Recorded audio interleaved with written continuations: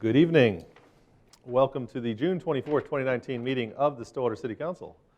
I will call this meeting to order and ask that you stand and join me in the Pledge of Allegiance. I pledge allegiance to the flag of the United States of America and to the republic for which it stands, one nation, under God, indivisible, with liberty and justice for all.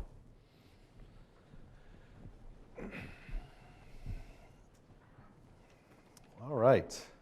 A fairly light agenda tonight. No proclamations or presentations, but I do want to recognize Grayson Phelps, as a Boy Scout from Deer Creek that's here tonight earning a merit badge. We appreciate you being here. Hope you learn a lot. And we will jump on, we don't have any public hearings tonight, but if you are here and would like to speak on any of the items that are on the agenda, you can sign up to do that. I do have one request here so far, but if you need to do that, see Patty. We will jump on down to the consent docket at this time. Councilors, questions, comments, or motions on the consent docket? Motion to approve the consent docket. Second. We have a motion and a second. Before I ask for a vote on these, I did want to start a little bit of just explanatory stuff with our consent docket items, or just to roll through them. It's okay at this point, then, right? Just as we have minutes from our prior meetings that we have to approve. We do those on consent. There's a budget amendment here appropriating funds for rehab at the airport. This was an item that was approved on a prior agenda, so this is just the actual formal budget amendment that has to happen. Same, that's D and on E as well. Those are both prior council approvals. And then the item F is budget amendment increasing the projected healthcare costs for the I think that's for this fiscal year, correct? So just ministerial items on the consent docket. And given that we have a motion and a second to approve those items, I will now ask you to vote. With a vote of 5-0, the consent docket is approved. All right, that takes us to public comment on items not scheduled for public hearing. I do have one form here from Jacob Palmer. Okay. We'll give him a couple of minutes here.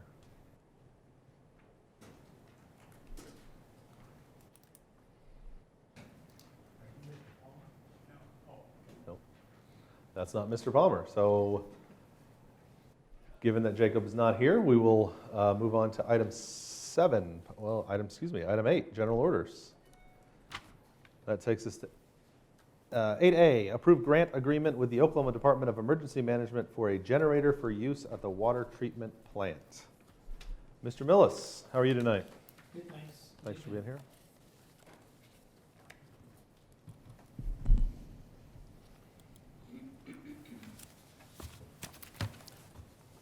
As the mayor said, we're here to talk about a grant for an emergency generator for the water treatment plant. Last fall, the trustees authorized staff to apply for 2 grants for emergency generators. The Oklahoma Office of Emergency Management approved the first grant for a trailer-mounted generator, and the trustees authorized the mayor to sign that agreement on June 3rd, if this is sounding familiar, because we did it for the first grant just 3 weeks ago. Since then, we've received approval for the second grant, which is for a stationary generator for the water treatment plant. This one in the photo is our generator up at the call pump station, just as an example of what a stationary generator looks like. So our water treatment plant currently does not have a reliable generator available to provide backup power. And obviously keeping the water treatment plant running is a critical service, not just for treating and pumping the water, but even a 30-minute outage can disrupt the treatment process and cause a considerable effort to reestablish the treatment train. So that's why it's so important. Our engineer's estimate for the project, which is currently under design, but the current estimate is $4.4 million, and the grant is good for up to 75% of that estimate, so up to $3.3 million, depending on how the bids come in. We would anticipate the $1.1 million being made up with local funds, but we'll come back to you once we've completed the drawings or the design, taken bids, and then have a real number to to bring a construction contract. And I'd like to try to answer any questions. Councilors, any questions for Mr. Millis?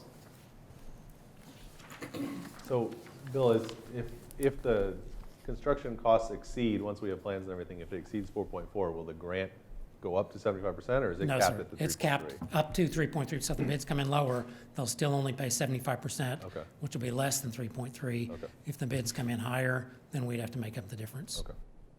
And what happens to the trailer-mounted one when we have a permanent one? Oh, keep the it? trailer-mounted one is not big enough to run the water plant. This Okay. one is much bigger, and the trailer-mounted one is still needed. And what it'll do is move around town to mostly to water pump stations, but it could also run a sewer lift station. Okay. If we have a localized outage, or even if we have a widespread outage, the trailer can go from site to site to site. So Okay. there's definitely a need for both of them. Thank you. Bill, how long do you estimate the bid out process would take on this? The bidding process itself is, 3 weeks to 3 weeks advertised, and then a few weeks for closing and stuff. So we usually accomplish that in about 3 months total, after we finish design. And design now is, I don't remember, maybe 65%? Oh, we're farther along than I 5%. thought. Good. We're actually getting permits now from the state. Okay. And then we'll be advertising in the next 4 to 6 weeks. Perfect. And I did, so before, or if you're ready for Go ahead, recommendation. yeah. Sorry, I wanted to, before doing that, express my thanks to Candy Starring in the audience, who identified the opportunity to get these 2 grants. And Candy and Peter Armans did all the work, cost-benefit analysis.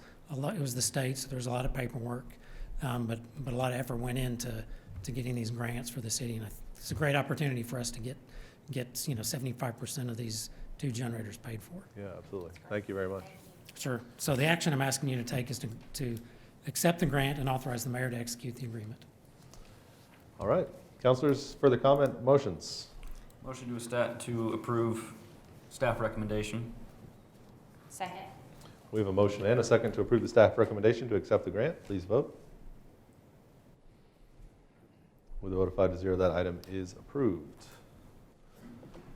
All right, that takes us down to item 9A on resolutions. Resolution 2019-9, a resolution notifying the public of the compiling and publishing of the Code Supplement Number 6 to the Code of the City of Stillwater, Oklahoma.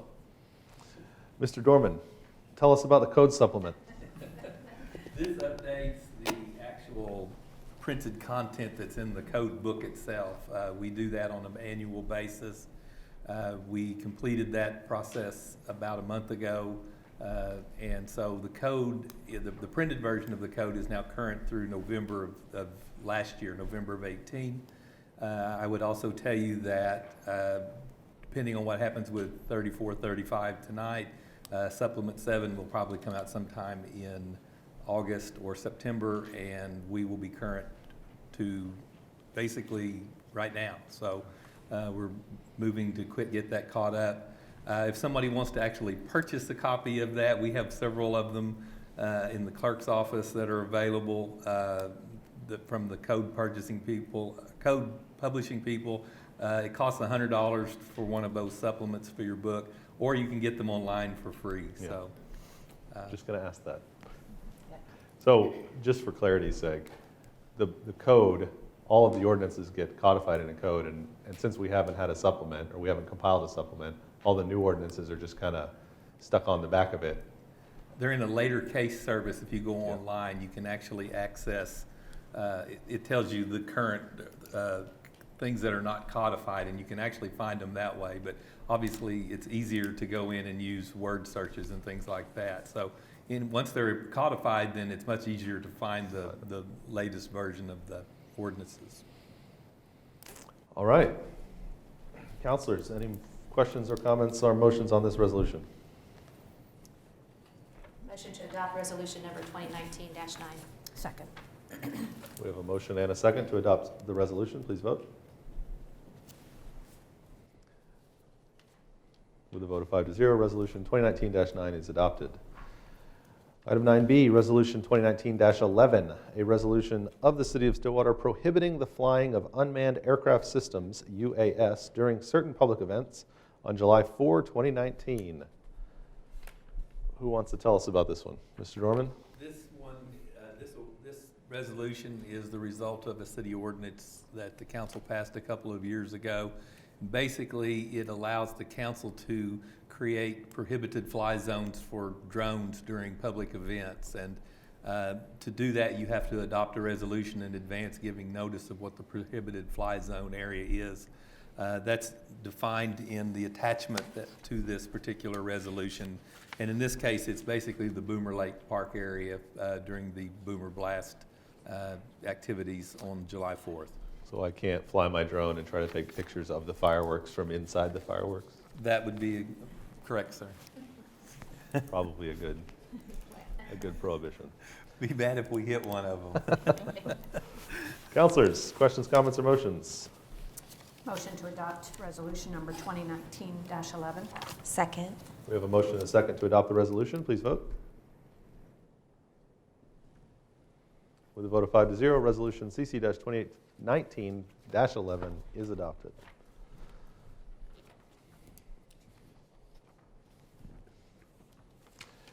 That takes us down to item 10, ordinances. On second read, we have our ordinance regarding short-term housing, short-term rentals, owner-occupied, I can't remember what we called it.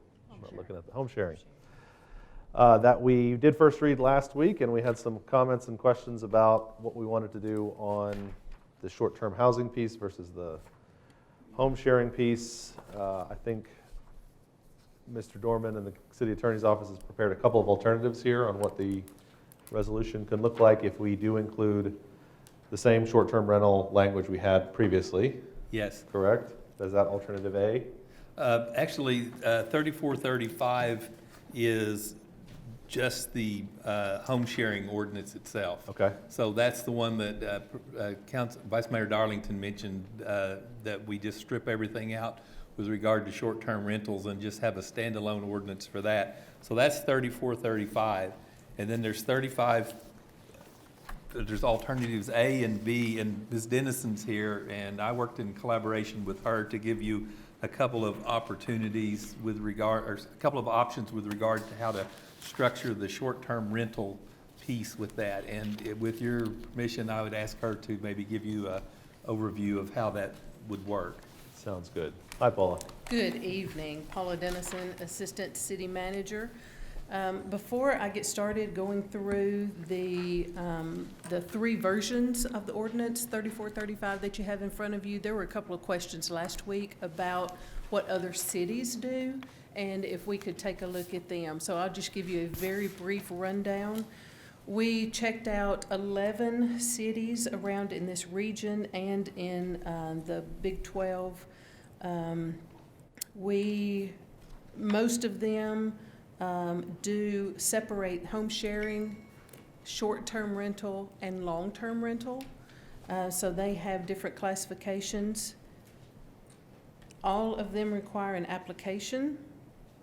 The application fees among those 11 cities, they range anywhere from $12 to $500 for the application fee.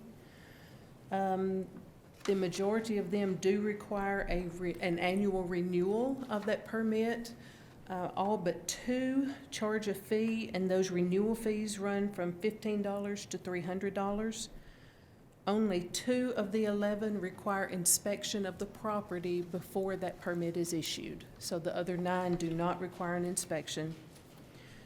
Most of these communities do not do any special hearings. Only 3 have a special hearing process similar to what our specific use permit hearing process would be, whether it be just the Planning Commission or go all the way as standard through the City Council.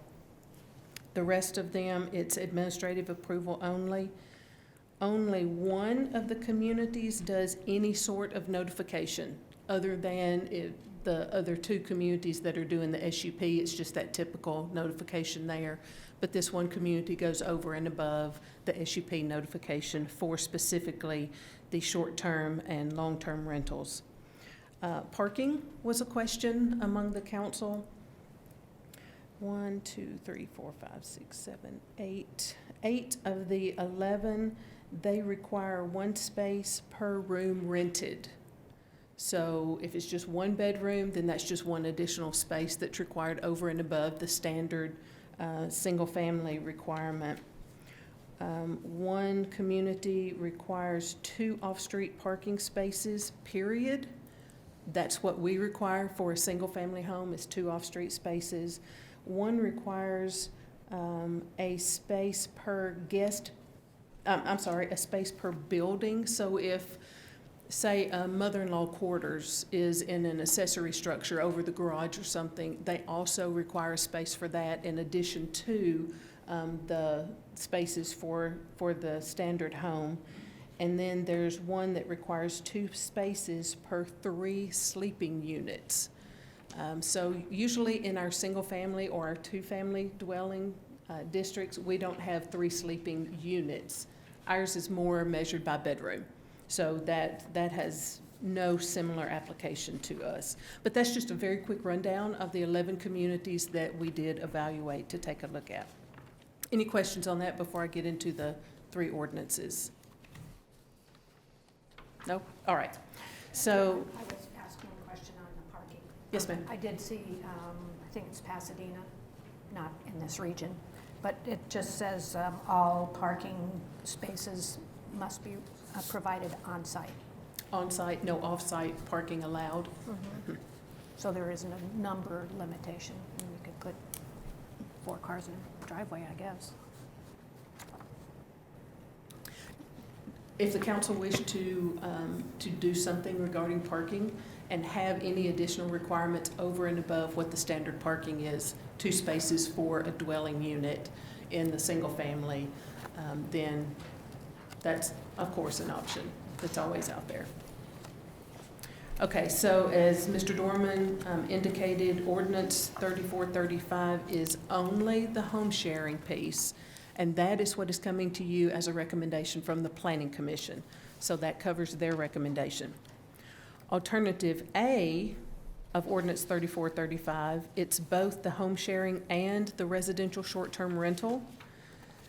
The primary difference in it and alternative B, alternative A requires the SUP process to the Planning Commission with appeal to the City Council when that property is within an overlay district.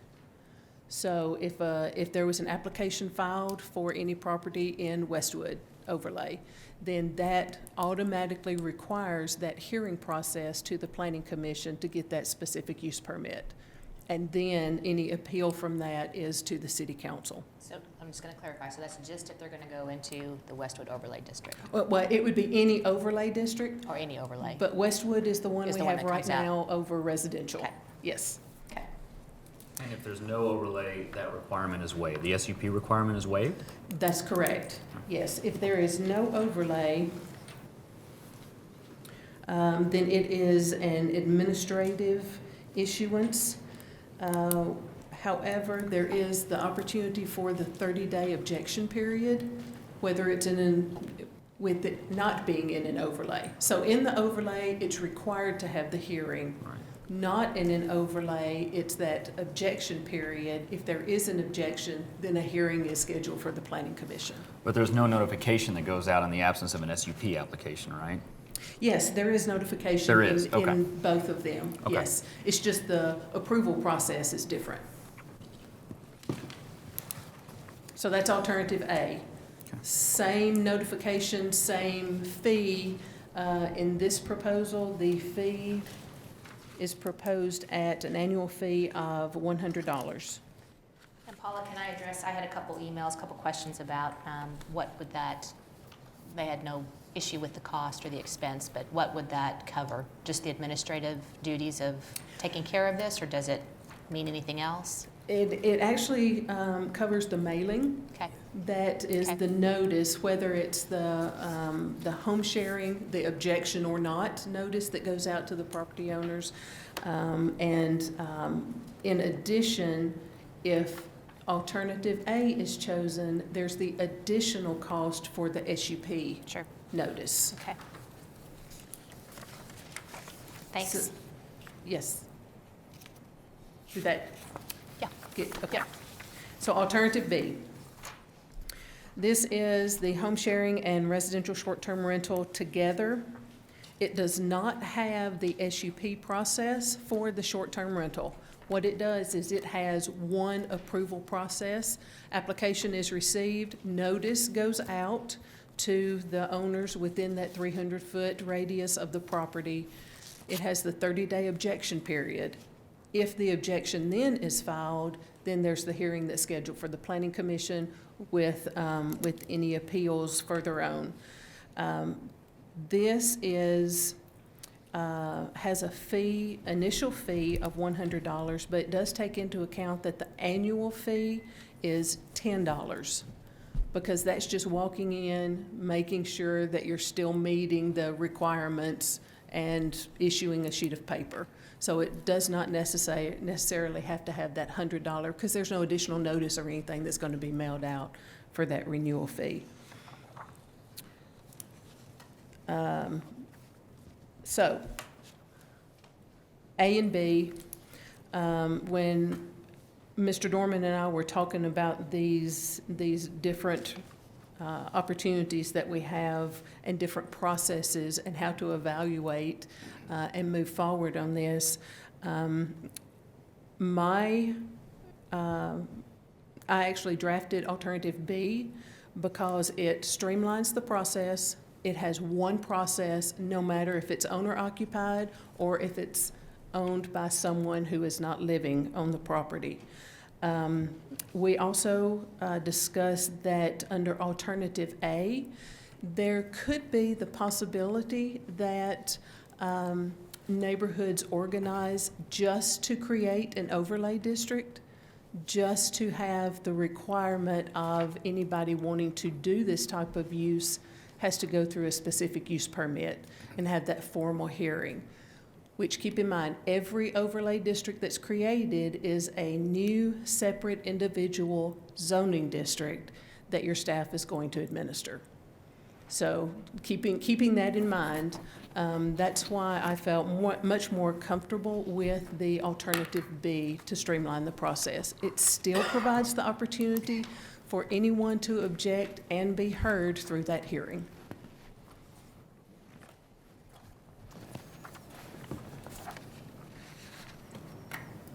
After the initial permit is issued, none of the ordinances we're looking at now have any kind of subsequent objection that can be filed by the neighbors, correct? I looked for that a little bit. There is a suspension revocation section based on if you basically don't follow the rules of the ordinance, but if the permit goes out, nobody objects, a year later, it's causing a problem in the neighborhood and people want to say, hey, now this is a problem, we want to object. Is there a mechanism, or could we put a mechanism in here that would allow for that? Well, I think that's what 115.6 is designed to do. If there's a problem, obviously, if you're not paying the taxes and so forth under there, that would be, when I was just sitting here reading it very quickly. Yeah, it says repeated violation of any section of this Any code. section of the code. So if you had a noise problem or a persistent parking problem or something out there where we had been forced to maybe go through and cite the owner a couple of times because of that, that would be a basis for possibly suspending the permit. So you could address those issues through that process. Or if you're out of compliance with any overlay. Yeah, if you were out of compliance with overlay requirements, then clearly that would Yeah. be a basis for considering a suspension of the license. What does that tie to, John? So if that's saying that that section or clause provides for suspension, revocation, and denial, but what, in terms of, how do we tie it to what kinds of violations? Where is that tied to? Well, it says any section of the code, and so if you think about the areas where you have issues, you have the nuisance provisions in the code that deal with things like noise. We have the parking provisions in the code that deal with the parking problems. We have social host provisions in the code, so if we were to prosecute somebody for social host violations, that might be the basis for a revocation if you could trace it back to the operation of the home share. I mean, I didn't want to be specific because there's a lot of ways to go. And what I heard at the Planning Commission was concern about all of these things as being the basis for not maybe having the short-term rentals, when actually we can address all of those completely independent of the zoning code. But just know that you would have the authority to revoke or suspend a permit if you started having a nuisance problem with a property that has a permit.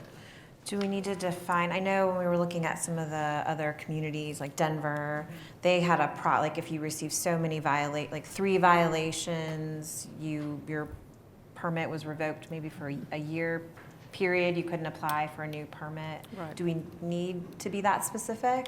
I wouldn't recommend that, and the reason for that is depending on what kind of violations you have, you may not want to wait for 3 violations. If you have the social host problem, if one of these places was to become a party house and you had issues with minors being served alcohol or whatever, you probably would want to just shut that down. And this would be a way to do that. I'm uncomfortable with that. I understand what you're saying, John, and trying to keep this kind of open, but repeated violation is just too vague. I mean, it's, for one person, is it one thing? Is it one, for another person, it's 5? I think it depends on the severity of the offense. Parking violations are one thing. I mean, A violation is a violation. True, but I mean, we have levels in the code. There are things that are jailable offenses. There are things that are just fine-only offenses. Parking violations are relatively minor offenses. They're dealt with at the window, and I mean, you don't even have the name of the violator on the ticket, just the name of the identification of the vehicle. So I mean, we can be as specific as you want to be if you want to go through and put a laundry list in, but I think that you want to give yourself as much latitude as possible to make sure that your response is proportionate to the severity of the offense. If I may, I just have a brief suggestion while y'all are sitting up there talking. Mayor, I think this stems from your question. So at the time of renewal, there is no additional process other than coming in and staff just, okay, yeah, you've had it, et cetera, here's your renewal application, pay me to the $10. What if at the time of renewal, if there has been any violations on that property, then it goes for a hearing at the Planning Commission? That would be another option that would make sure that any of those violations, the concerned neighbors would have an opportunity to be heard. And I'm throwing that out there blindly. A year's too long. Yeah, I mean, A year. I guess the trouble I'm having with the way this is set up now is just that I don't, it's kind of this question around whether this is almost a right of the property owner to get this permit or whether it's not a right? So if I, as the neighbor, could come, if I get this notice and I want to show up and I want to object, and I don't necessarily have a specific reason or I mean, I guess I'm going to be concerned about cars and but I don't have to have some, there's no list of reasons I can object, right? If the neighborhood just says, we don't want to have a short-term rental in our neighborhood, there's no, whoever, the Planning Commission makes that decision based on, gosh, there's 15 people here that say, no, we don't really want to do this. They don't have to have any specific legal basis to deny it, correct? Well, actually, you go and look at the criteria that we use to issue a SUP, because that section is actually referenced. So if you think about what's in the language for an SUP permit, is there adequate parking? Is there adequate fencing? Is the yard separated properly? Okay. Is there you look at the physical criteria, the physical characteristics of the property before you make a determination as to whether or not to issue a use permit. And so you use those same kind of criteria when somebody comes in and makes an objection. But I think, but to answer your question, if the neighborhood just showed up and said, we just really don't want one of those, I don't know. I mean, that's kind of an interesting, that's not in the SU list, let's put it that way. Okay. But if they can articulate reasons, you know, we don't, this is a narrow street, we can't have on-street parking. There's only room for 2 cars to park there in the driveway. The house is small, there's only 2 bedrooms in it. Those kinds of things, you know, maybe that's sufficient. I really liked the Denver presentation in the webinar that I watched. And you know, if you think about what's the objective here, to have an easily understood, smooth, clear description of how a person can apply for this, and to help neighbors be confident that they're With the integrity of their neighborhood. right. Good word, thank you. So, you know, I just find anything that's kind of vague, like repeated violations, even back on the proof under 23-115.4F, proof of that the property is the primary residence of the host, such as, I mean, do you want 2 of those? Do you want 1 of those? Do you want 3 of those? To be more specific, because such as, I might bring you something else that's not listed, but it's such as. Well, we used homestead exemption as basically conclusive evidence that that was a primary residence, because you only get 1 of those. Then We that should used be it with- listed number 1. And we could move it to I number mean, 1 that if that's should where be you the want to put it. requirement. We use that in the downtown bid district because that was one of the exceptions for paying a bid assessment, and it worked very well. We were able to make sure that homeowners' primary residents were not assessed in that instance, and so that would be easily applied here. I mean, it's Under issue- alternative B, do we need to do that? I mean, are they both going to be treated the same? Is there any They're- reason? Correct, they're both going to be treated the same, So why process-wise. would we need that evidence under alternative B anyway? Actually, you probably could strike that whole. Because you're basically just Yeah. giving one You're giving permit that for one the permit for the same. whole thing, yeah. That's a good point.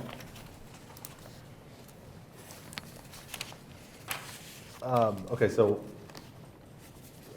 the specifics on the suspension or revocation thing, I'm going to set that aside for just a second and ask one other question around is there anything in here that specifically says that this permit is issued to the owner and not to the property? Yes, I believe it's in that first section, isn't it, Paula? So like if the house sells, the new owner is going to have to get a new permit, basically? No, the permit itself is transferable from owner to owner. It is transferable? But the occupant, if the occupant is a renter, the occupant can't go and get a permit. They have to get the owner's permission to get the permit. Okay, So where's it is that? always the owner that is the holder of the permit, unless there's some specific authorization by the property owner to the occupant. Okay, so the fact that it's not in here would assume that the permit runs with the home. I think it actually says that. I'm trying to find it here very Yeah. quickly.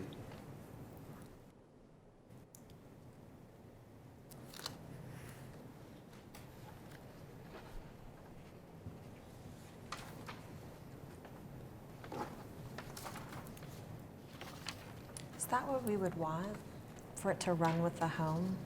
I mean, it As seems opposed like to the as an owner to owner, you could change the way you advertised that property, you could And they would have to change the renew it, way I guess, the you new owner would use it. eventually, I mean, but- right, like, I could see it as a 2-bedroom or 4-person, and Pat might say there's a couch somebody else could sleep on. I don't know. It Yeah. seems like you could change the way you advertise the property, potentially.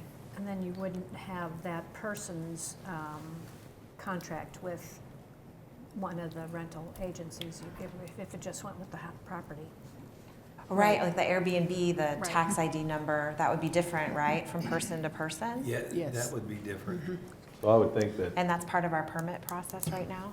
Well, Maybe unless you. Yes, they have the to property provide manager proof. has a separate permit, in which case we just simply require that they identify who that property manager is, and then we verify that they have a permit, like the Airbnb or VRBO.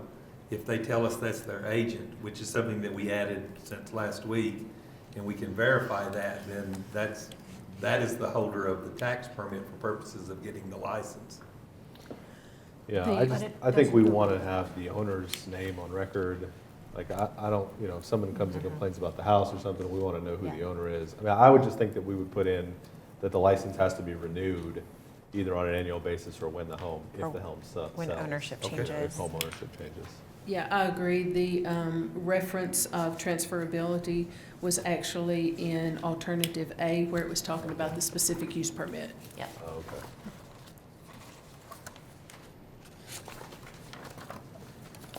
So, I mean, just as an overarching statement, I think I'm in line with alternative B in terms of having one streamlined process for this. I would like to add in the idea that you have to renew if the ownership changes. Okay? We can take out the reference in 115.41E for proof of primary residence. And then I guess the other issue we talked about is whether we want to add some specifics around how you get suspended or revoked in terms of repeated violations. Are there other issues or other people who would rather not do alternative B, or other comments about it in general? It actually helped to talk this over because I was actually leaning towards alternative A earlier. So it's, like I said, it's nice to have this dialogue and explanation, so. I too like the streamlined. The only problem I foresee with listing out all of the possible ways to be out of compliance is what if there is a situation where you don't have something listed, and then what? Do you fall back on the existing ordinance at that point? I mean, the existing noise ordinances or parking ordinances or whatever. I mean, if there's a situation that we don't specifically list in the B. It wouldn't be ordinance. grounds for revoking the permit, it would still be grounds for Just bringing fines some or- kind of a municipal court prosecution. Mhm. But I mean, there are things that are other than just, our usual garden variety noise violations or parking or things like that. I mean, you have houses that that go out of compliance with building codes. I think we have a requirement for smoke detectors and things Yes. like that in there. Houses that maybe fall into bad repair or something like that, and you may want to try to deal with them under the existing building codes and things like that. So, yeah, you do lose the ability to I don't- use the entirety of the code for a basis to. That's my only concern about listing specific things in this. I don't I'm think not I, asking to list yeah, I don't think I specific want, things. but maybe a process for, that it can be even-handedly applied. I guess that's my concern, both for the property owner and for the neighborhood that might have complaints, is what kind of process can we put in that's maybe a more general process that allows us to even-handedly apply if there's been some sort of In the issue example or that- citation that's been, right? So is it 3 strikes and your permit is gone? Is it, because, you could see as a property owner, you might have renters that are just bad, right? They're bad actors for a week and you have noise violations or something, or, parking violations, or they're a party house one weekend, but they're not a party house the next week. I don't know, it just seems like, to be fair to the property owners, but also to the neighborhood, for the neighborhood's perspective, there should be process, but also for the property owners, some sort of process that we can just say, this is the process, no matter what the issue is, so that they have the opportunity to rectify it. Denver listed this out very well in their, and just how to deal with the protocols for handling the violators and holding them accountable. And it's, you do a notice of violation first, so a warning with no fine associated. Then there's an administrative citation. A citation with only monetary implications does not include criminal sanctions. An appeal hearing, if the operator believes the citation was issued to them in error, then there must be filed an appeal. For a general violation, requires appearance in court and can result in jail time. Show cause hearing, the operator must appear in front of a hearing officer to show cause whether license should not be revoked, or mediation, free confidential service provided by the city to all Denver residents needing assistance with neighborhood issues. Are you thinking something along the lines of that, to where it's not specific, but there is a process defined? I think just a process. It Depending seems on like the what- neigheved deserves that, but also the And so does property so does the owners. property owner, there needs to Yeah, be. I think some sort of process. Yeah. Well, so my thought about this was that it would almost be like the initial objection period, that if the neighborhood, or if, one of those triggers, whether it's 3 violations Yeah. or a certain number of neighbors appeal it or complain, that it basically goes back before the planning commission for review of the license based on the violations Whatever the violation received. is. And then the planning commission makes a ruling of whether the license is revoked or not, and then it can be appealed back to the council, just like the initial, just use that initial process Yeah. as the revocation sense. process as well. I don't know. I didn't watch, I didn't dive into the Denver thing, but here, going to court for criminal sanctions and that sort of thing doesn't Yeah. seem appropriate for what we're trying to do here. No, I think it just showed a process, which I Right, I think is think what theirs Councilor is- Jaloski, I is think it's a lot more. Way overcomplicated Right. for the size city that we are, I Right. think. And But I base- think yeah. it bodes well to maybe having the process that the mayor Some- mentioned, something that would Yeah, well- define that. What would you Some- like it to look like? Oh, I would like it to look simple. I would like it to look like 3 violations or 1 violation, and you have to, come talk to the compliance people here at the city. So would that just look like 3 violations of anything in this code? I mean, is that how you would word it? That's, again, I think you have levels of violations. What if they're Yeah. cooking I agree. meth in the Right, house? that's Yeah. what I mean, that's, Do you really because want then to you're give back them to a a laundry chance? list of But things that's a specifically criminal listed thing. in the That's a ordinance. different thing. That's, But that's a criminal violation in that house, and that's an important thing. I mean, meth houses have special issues once that happens, and, that does happen around here. That's why I'm saying you have levels of offenses, and I think, 3 parking offenses versus maybe a social host violation, those are very different things. maybe parking is really important to one person. I mean, it's To the really neighborhood. I think it's Yeah. hard to, obviously, there can be something very bad that happens that you'd want to be able to address immediately. But it also seems like if, in general, our goal is to make sure that we're protecting the property owner's rights to do this, but also the neighborhood's integrity, that at some point, if there's a continuation of violations, whether it's something minor like parking or noise, but also, right, the nature of this use is that there should be a revolving group of people at that property potentially. So it seems like you could have unique circumstances every time period that you have a rental or somebody using those, right? So you could have a meth house one week and a party house the next, I suppose, but, Could What's it the be a difference? simple change in wording of up to 3, so that it's not 3, but it's up to 3, so 'cause So you're the right. severity of the infraction is kind of tied to the fine too, so could you tie it to the cost of the fine? Say anything levying, or incurring a fine over $500 is an immediate means to go to before the planning commission? I guess you could say any violation of what would be a Class B offense, I was trying to think, or a jailable offense would be an immediate, or a criminal misdemeanor or felony Yeah. would be grounds for immediate. Or three minor infractions under 500, or, whatever we set the limit to be. But that way you've got a pretty clear benchmark. how many and it's- classes of, Yeah, I mean, that's a good are we question. getting complicated if we? Well, we're going to, if there's parking violations, we're gonna go out and, Norman's people are gonna go out and they're gonna cite. And if there's repeated parking violations, then they'll deal with them accordingly. If it's a more serious offense, if a police officer has to go out and break up parties 2 or 3 times, you know, they'll get cited for that. How So- do 2 or 3 or 1 or 4? I don't think there's a magic number.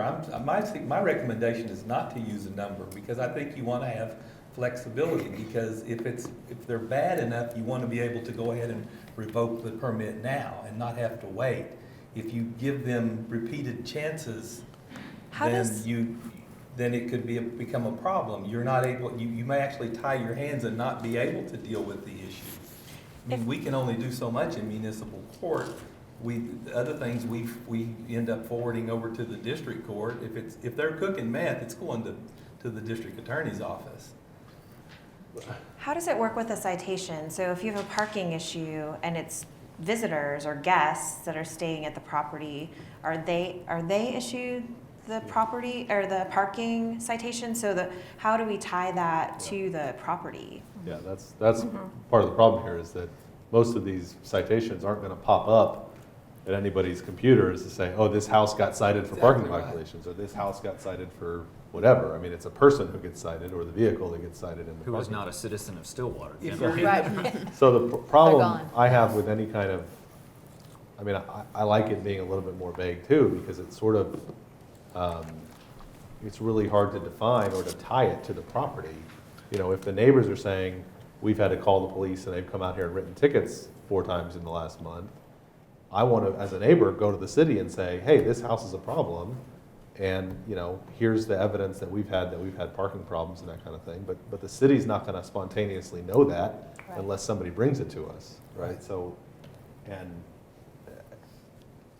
I guess if we say, okay, well, that's their first strike, and now you have to wait until they have another strike, or they have to, you know, they have to have, I think the flexibility is helpful here, because we're basically, I mean, the only way this is really gonna come up is if someone comes and complains to us about this property. I mean, the property itself, unless the property is cited for the overgrown weeds or the, you know, dilapidated structure or that sort of thing, none of this is really gonna pop up on anybody's radar screen until a neighbor comes and complains. And Westwood is about the only place where we have the ability to cite a property owner for parking violations. There are specific provisions in that overlay that pertain to parking within that neighborhood. And most of those are related to off-street. So we're not even getting the on-street parking with that. We're citing the vehicle owners in those scenarios. But the other things are tied back to the property, because we know if we do a social host ticket, we will cite the occupant, and if it's bad enough, we will probably find who the owner is and try to deal with the problem that way too. That is routine. The owner of the home is notified there's been a violation. If it's a police department action, that would be easy to determine how many calls for service had occurred To tie at one back. particular residence.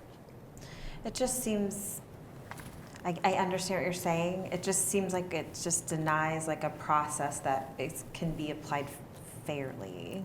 I worry that you could have somebody that comes in and kind of talks their way out of, you know, that you could, Well, that people could come back to us and say like, well, you let this person off with only this many, or that person is operating still and they've had this kind of violation. It just seems like some sort of process just kind of, right? Because I think that's one of the things when I was listening to that Denver talk, right? You're dealing with people's homes, you're dealing with, I mean, it's not just this commercial business that people are very emotionally tied, right? We've had long conversations these last couple of weeks because of that, and lots of folks emailing and talking to us about it. So it's more emotional, which to me kind of begs like a more defined process, because it takes that out of it a little bit. Yeah. But I don't know what that looks like. I don't have a solution there. So again, I mean, but again, based on the fact that this is gonna be, for the most part, this is gonna be enforced by the neighbors.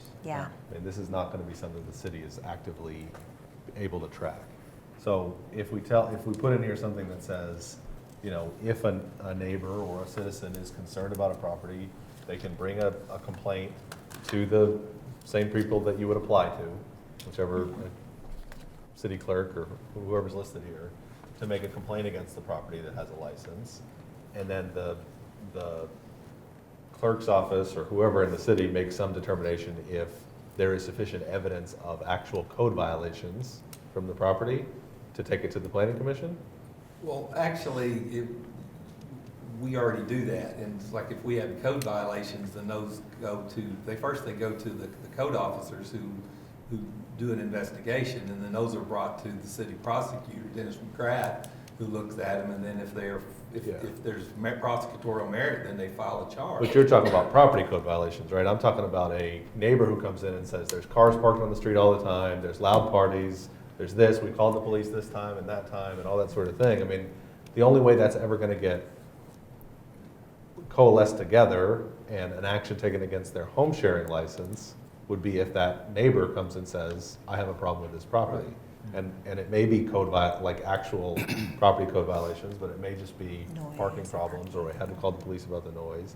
And so at some point, somebody's gonna have to come in and say, here's all the reasons I think this should be pulled, right? And if they just come in and say, I don't like this house or whatever, I mean, staff would be able to say, well, you've gotta have something that shows violations of parking, noise, building codes, Right. and at that point, then it would go for discussion before the planning commission, just like the objection would under whatever section that is. Well, it is the way that we basically do overlays right now. I mean, we have a neighborhood association now over in Westwood who basically, when they have a problem house, they bring us a complaint, and they basically lay out what the issues are there, and then we review that, and based on that, we may file charges, we may, keep an eye on the place for a while, so whatever the level of merit that we have.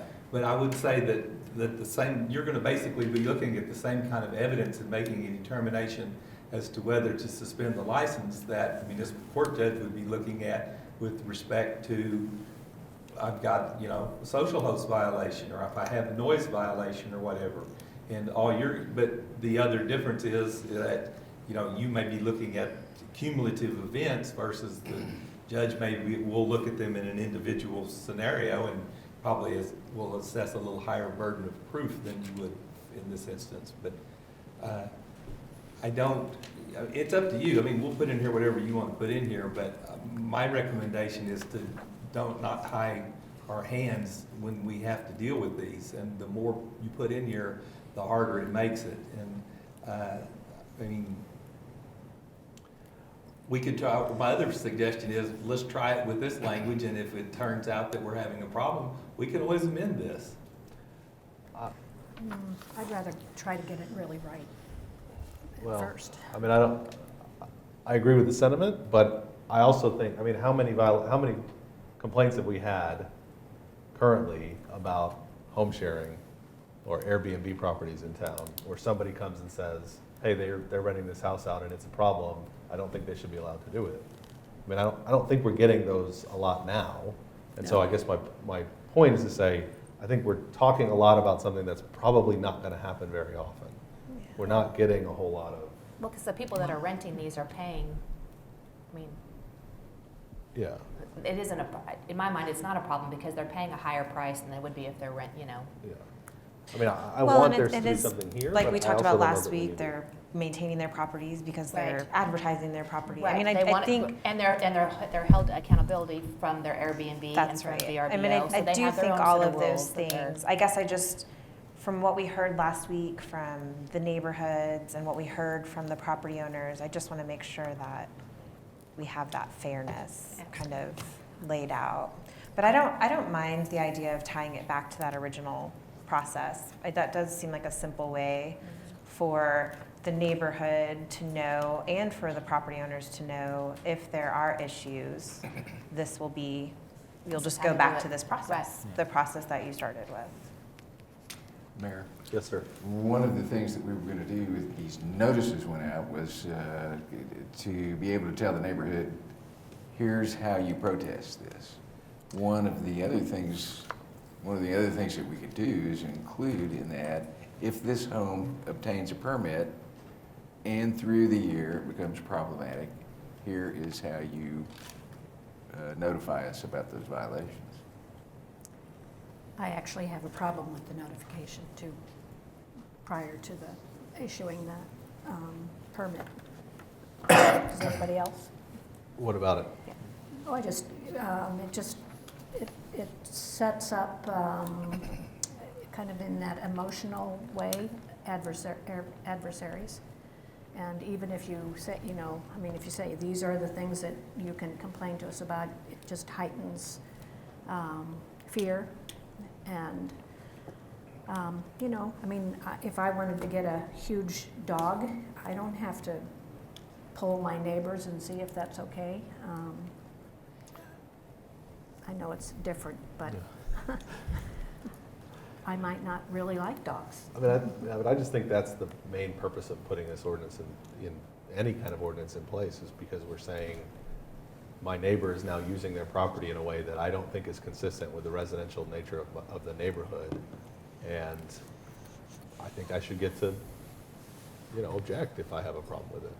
I mean, if we don't care, if it's just, you should be able to use it, then there's no need to put an ordinance in. We just say, now short-term rental is now a use of right in the residential zoning district. Like that I think is sort of key to the whole, what I see this, the point of this partially is to make sure that people in residential neighborhoods have a chance to know and understand that there is potentially commercial use, happening next door, and for them to have some level of both knowledge and ability to deal with any problems that arise from it. So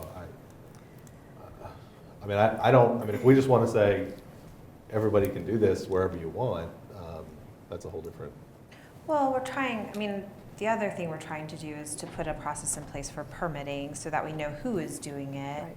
and also to be able to collect those taxes, right? To put that process in place. I do think one of their folks last week kind of mentioned that he had some apprehensions about, not necessarily the notification, but just worried that it could kind of become, a popularity contest. If Right. you like this one neighbor and you're okay with them doing it, but you don't like this other neighbor and you're not okay with them doing it, you could get really different groups of people and talking to the planning commission. And I think it was Mr. Bernard who mentioned they have a letter that goes out after the permit informing the neighbors that they're going to be having this activity.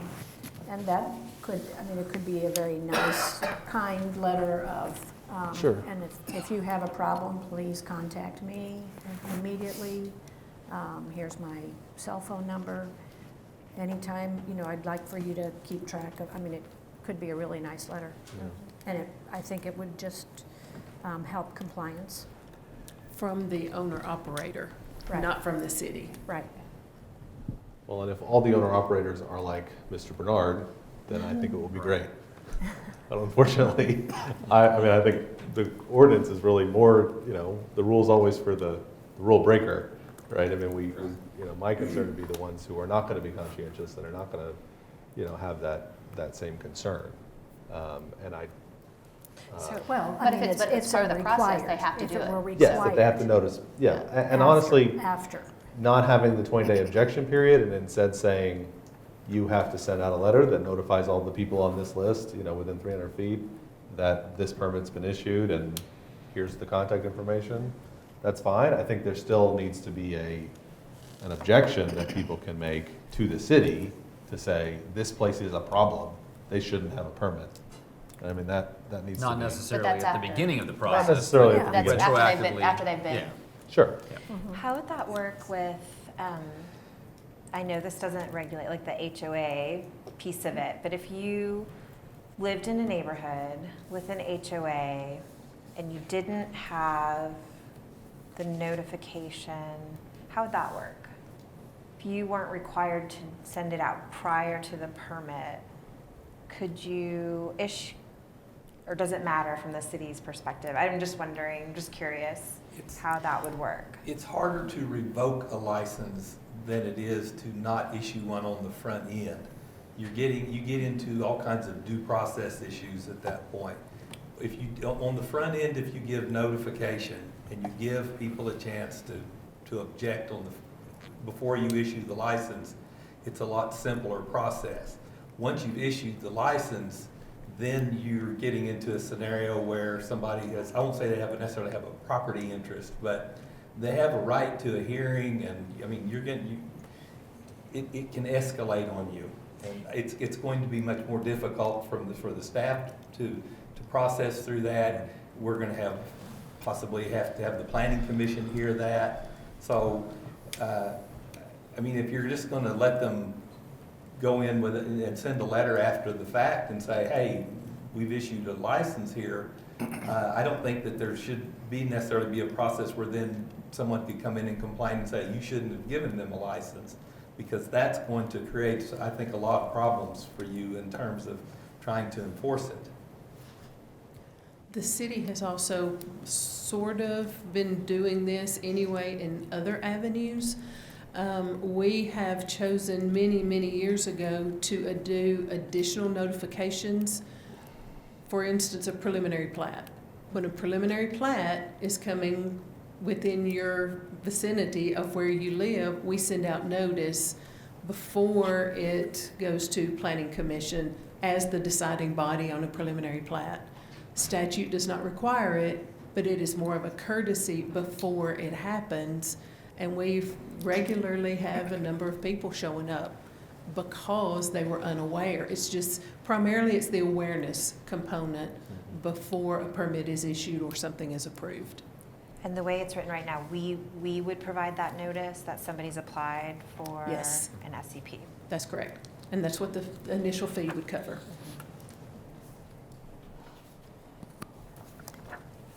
And just on a side note, I was pulling up city code here. Almost every chapter of city code has its own penalty section, and they're all different. Yeah.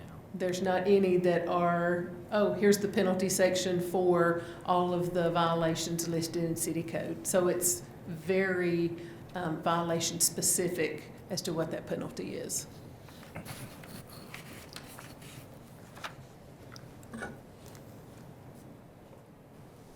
Okay.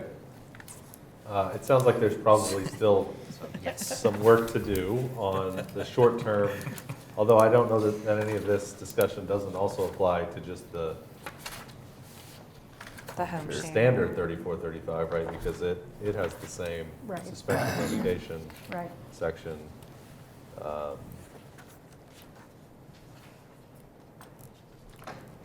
Yep. What's a Class C offense? It's a $500 fine. So it's kind of what John was talking about, kind of a level of offense. Noise is a class B, as in boy. B? Yes, ma'am. What is B? Noise. Noise, okay. Yes, noise. And I'm in full support of your discussion of criminal offense. The permit is yanked Yeah. immediately. Yeah. Completely different than a civil offense. A Wait, but criminal what offense on criminal a offense? visitor? Yeah, if any criminal offense is committed on the property? I think we're talking about something that would implicate the owner. I mean, again, you get into these are hard questions. That's why I don't think you can have a Have to generic. be that Yeah. specific. You have to basically look at it in context. I And agree. yeah, that's why, I mean, I think the change on the revocation piece, to me, needs to just say, you know, if a neighbor or a citizen feels like a Violation. license needs to be revoked, there's some. This is the process. Yeah, they would contact the city, provide, you know, background of why they feel it needs to be revoked. Somebody's gonna make a determination, right? If somebody just calls up and says, I don't like well, it. I think they need to revoke it Yeah. because their flowers are ugly, Yeah. right? Staff would just say, well, that doesn't rise to the level, like, but I don't know what that level's gonna be, right? It's gonna have to be the staff's gonna have to have something that says, if a citizen comes and provides evidence A of, violation, kind of like you said earlier. yeah, some sort of parking, noise, or property, Violation. Yeah, Code some violence, kind yes. of tiered thing, I mean, like 3 Class B offenses in 1 year, or 1 Class C, or, you know, just as an example, but, right? I A mean, you tiered can't just approach. do it as like within a year, I mean, you kinda, again, I mean, you kinda go, well, if it's a major offense right now, it needs to be on Needs to right be now. addressed. Yeah, well, that's what I mean, like one You could say Class C one offense, class. or or three Class Yeah. Bs, or whatever, but some kind of tiered approach, Sure. where, you know, if it's a serious offense, then we need to look at this right now. If it's, you know, a noise complaint that you got 6 months ago, and now this is your second one, well, you've got one more, and then, you know, Or if it's rained for 45 days and you can't mow your grass. that, yeah, Does it make or a your difference? flowers are ugly. Does of it the make a rain. difference in that repeated violation that it says any section of this code? I mean, this code is covering, you know, ownership, taxes, off-street parking. It's a reference to this Means code, the the whole city code. code. So the Yes, whole The code. whole thing? Okay, not just this whole book. ordinance? Everything that's in there. Okay. All That's what that $100 of it. All $100, right. Code. Or free on. Since it's So updated. it's the code, not this. We're trying to sell those.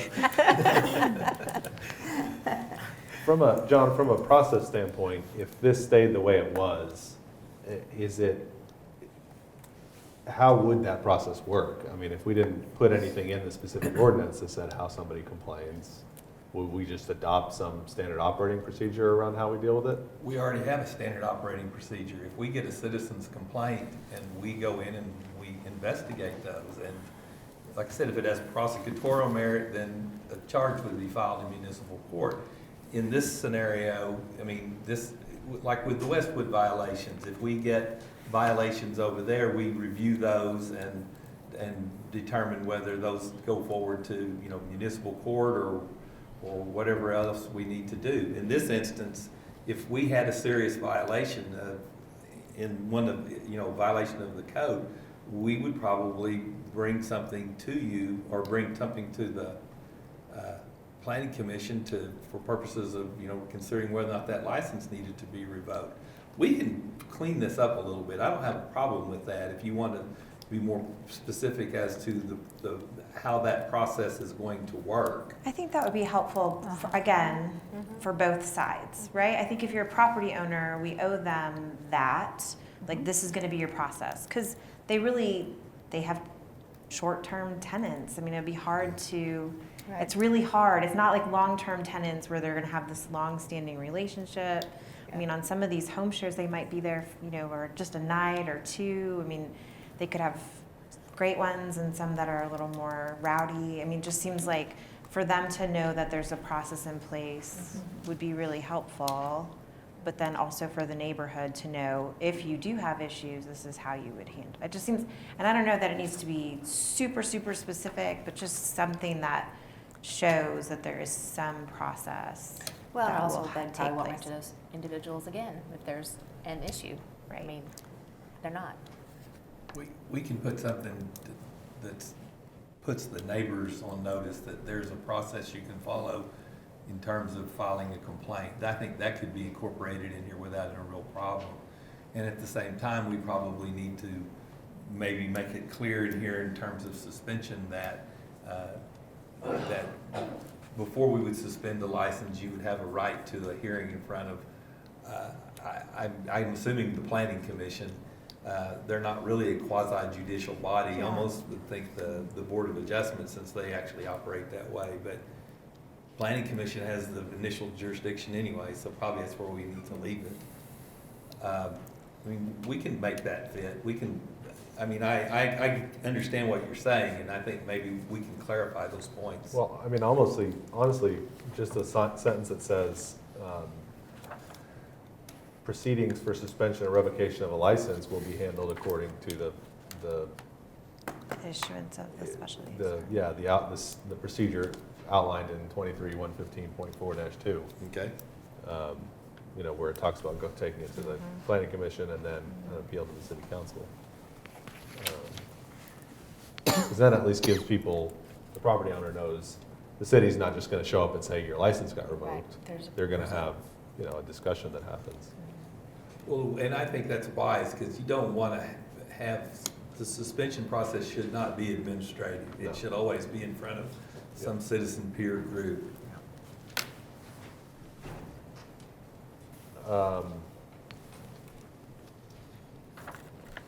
Okay. So, a reference in the suspension thing back to that process, the adding change of ownership as a renewal criteria or needing to renew, and taking out the home sharing proof of primary residence. What else would need to be changed in here? I mean, you did, Pat, bring up the notice issue, whether we actually have to provide notice and to object or not. I feel like I would prefer to see that in, but I don't know how other people feel about that. Well, I can have my thought on that.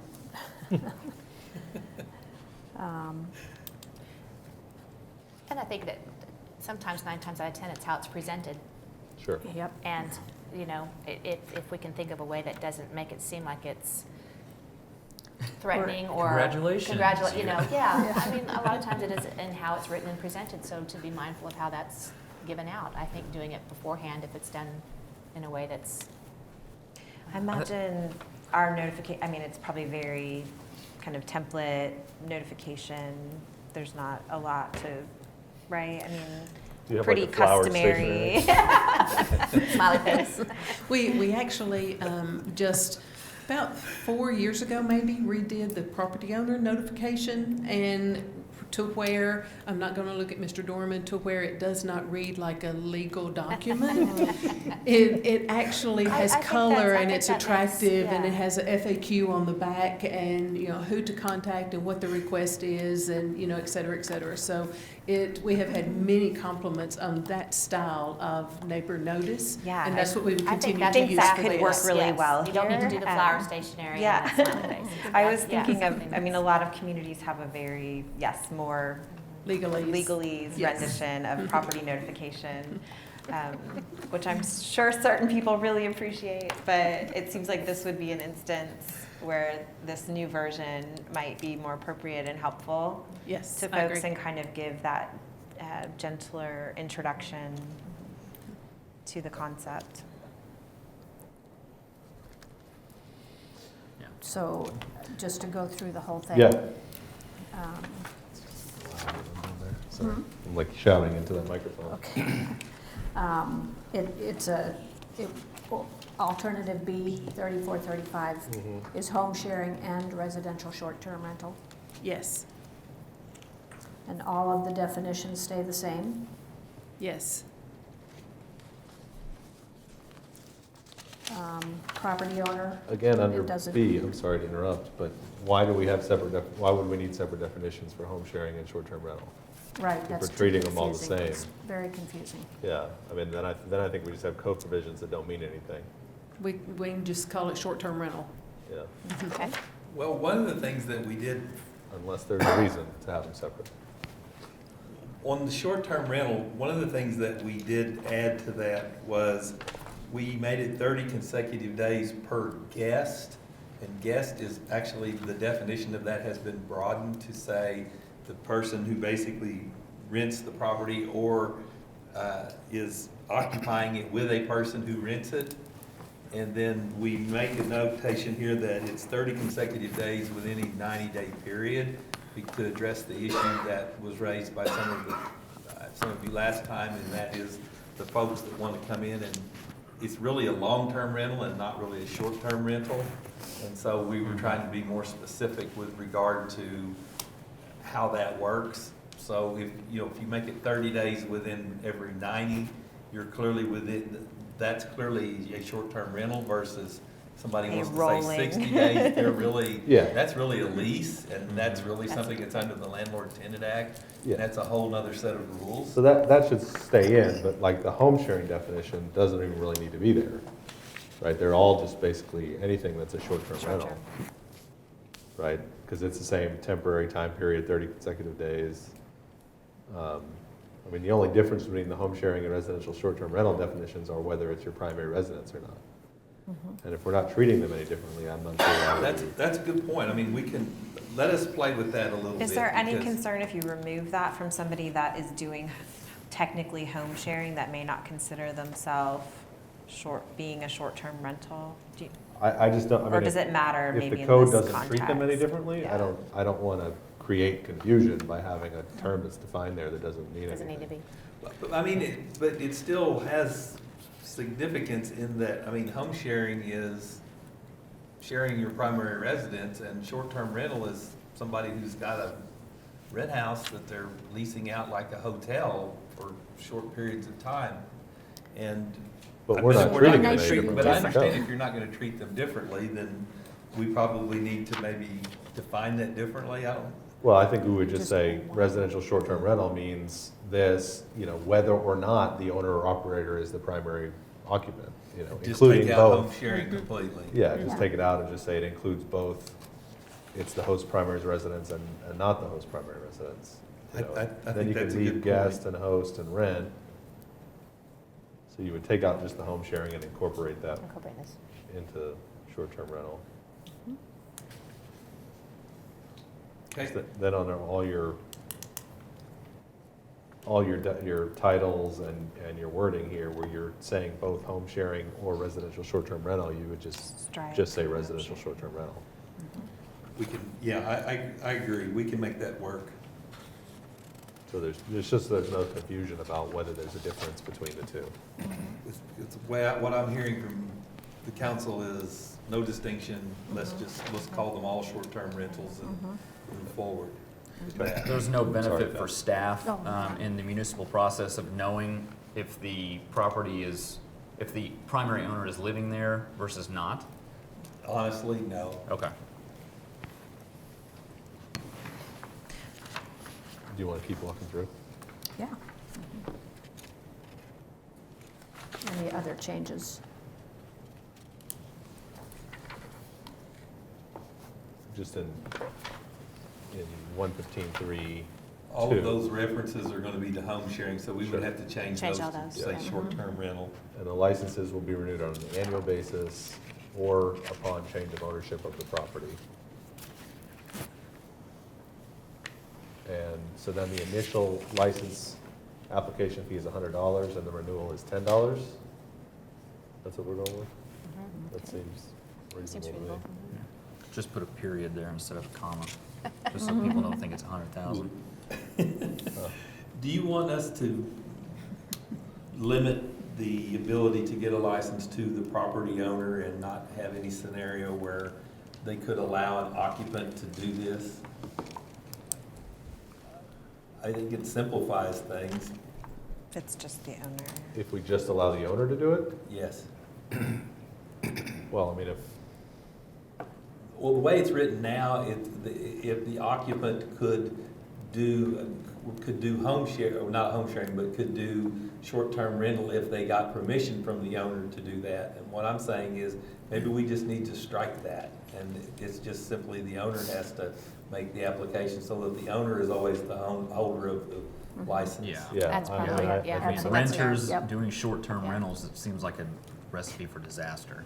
I would tend to agree with that. Yeah, it's just Yeah. too much opportunity for somebody to Yep. not have permission and. That's good to know because I rent. Sorry, So I'm Elaine. out, yeah. No home sharing No for home you. share for me. We'll make that change. It'll probably be built into this section. Yep.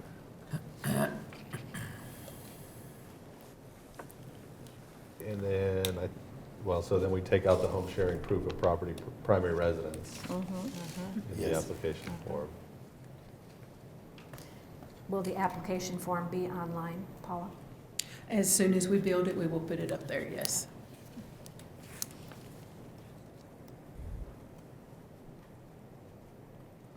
And I think the only other change we talked about was just the reference in the suspension section that any action to suspend or revoke a license will be handled pursuant to the process for written objection under 115.4-2.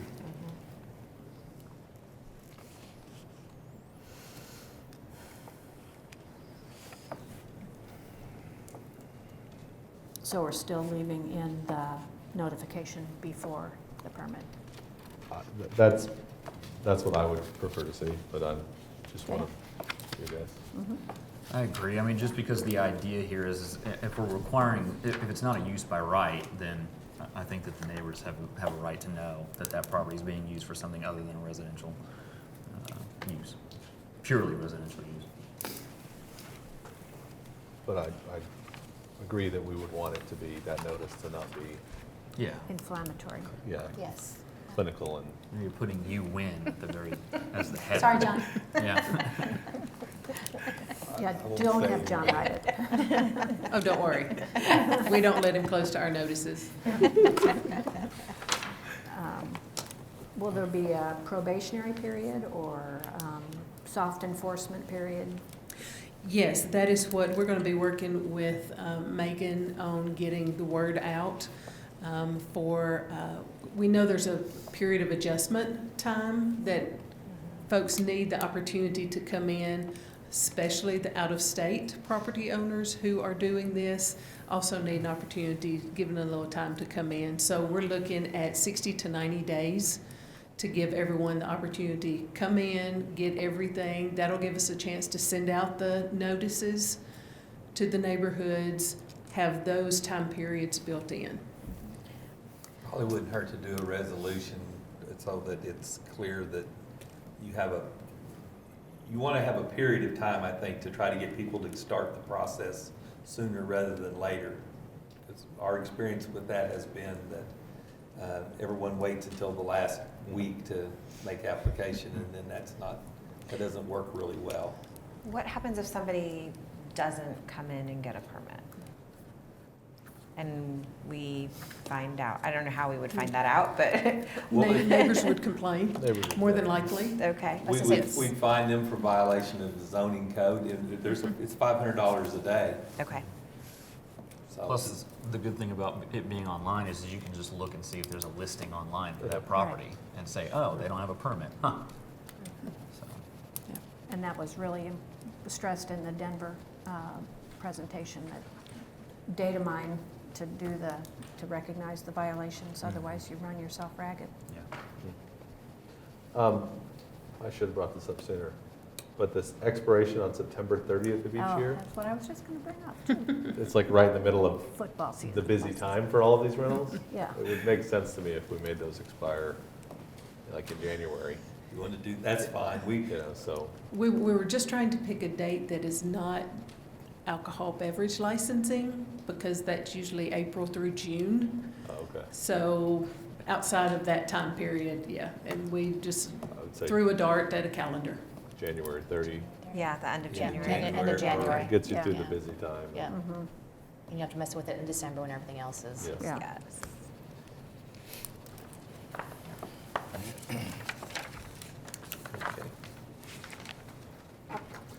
Okay. Any other suggested changes for this ordinance? John, what do we do with this at this point? I will bring you back a new draft on the 8th of July. And I think it's better that you have it in front of you, and if there's Sure. any other adjustments you want to make, we could probably mark that up. But assuming there aren't, then it would be ready for second reading at that time. Okay, so do we need a motion or anything on, No, sir. Your comments have been noted by Ms. Dennison and me, and we will move forward with it. thank you guys Thank for your you. work on Good it. discussion, yeah, It's been thank you. Very good. A learning process for everyone.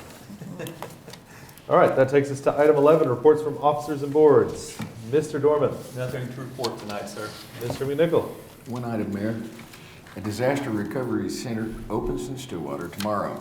The center will offer in-person support to Payne County homeowners, renters, and business owners who sustained damage or losses during the severe storm, straight-line winds, tornadoes, and flooding between May 7th and June 9th, 2019.